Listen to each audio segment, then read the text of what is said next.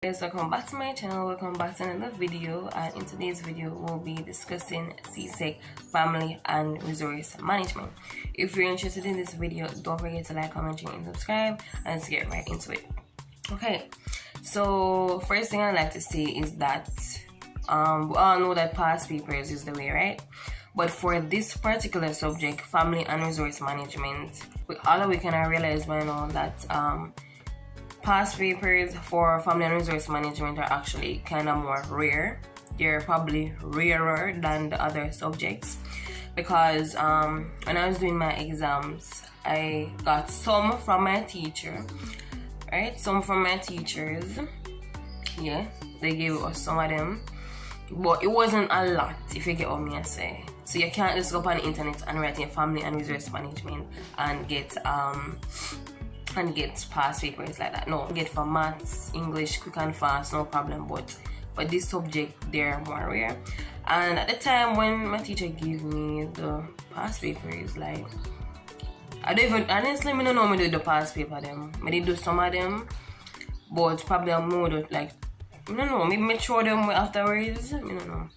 But if I didn't know, I would probably keep them so that people could actually get them afterwards. But I never really think like that at the time. Move past that. How we get a grade 1 in family and resource management, right? How do we do it? So, should I start with SBA or should I talk about the exam first? Alright, so okay, we can talk about SBA first, then lead into the exam. So, regarding the SBA, we know that we have a portfolio plus we have practicals to complete for family and resource management. Okay, cool, we all know that.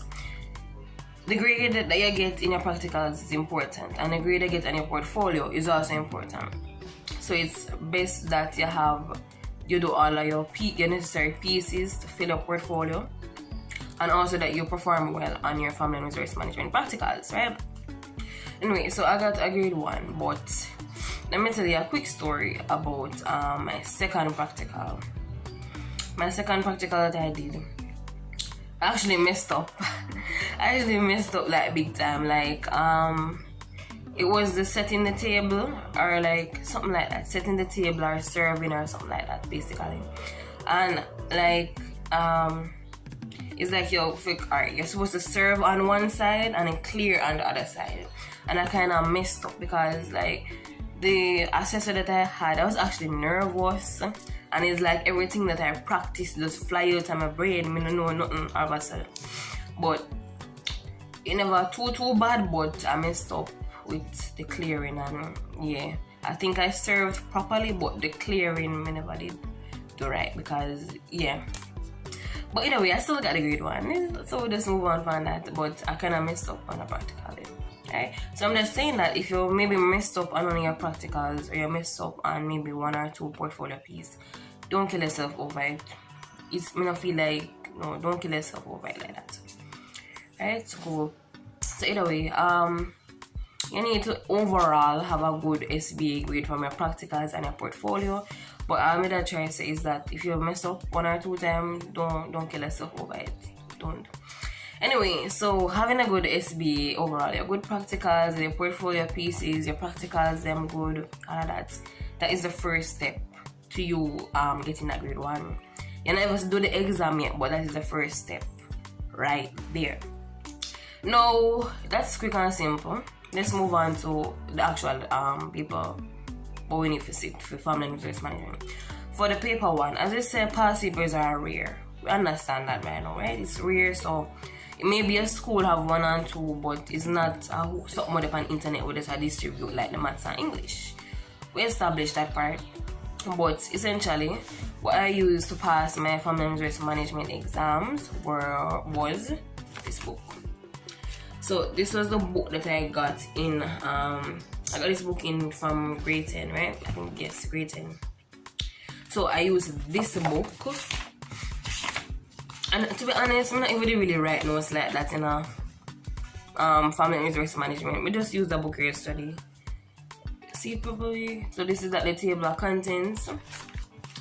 And I just use this book.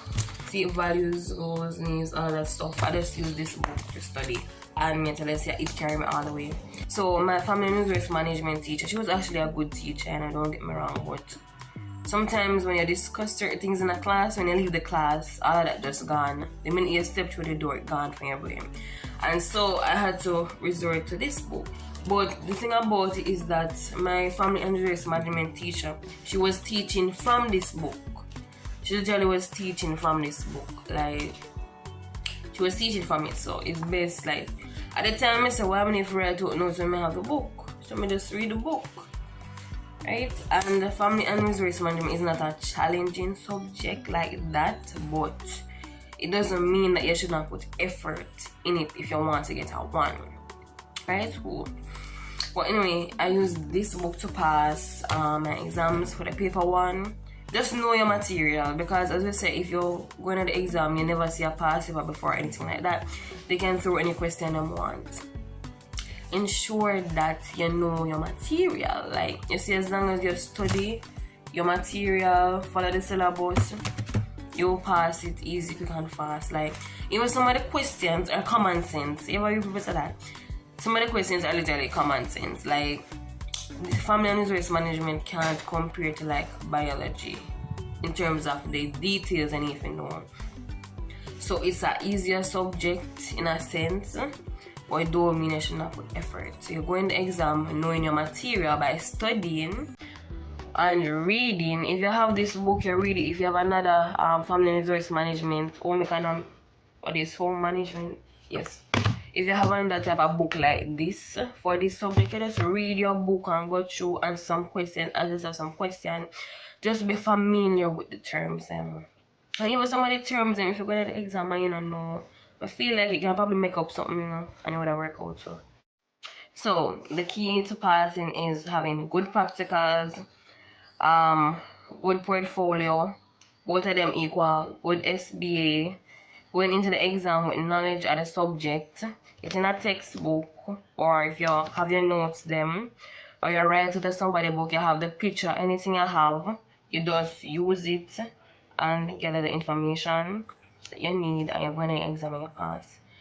Don't overthink home management, or don't underestimate it, because you might go in there and see a question asking define consumerism, but you can't answer that question. So don't underestimate it. Interest you go to the topics, read through, and just go through and get your 1. Like, it's not that hard.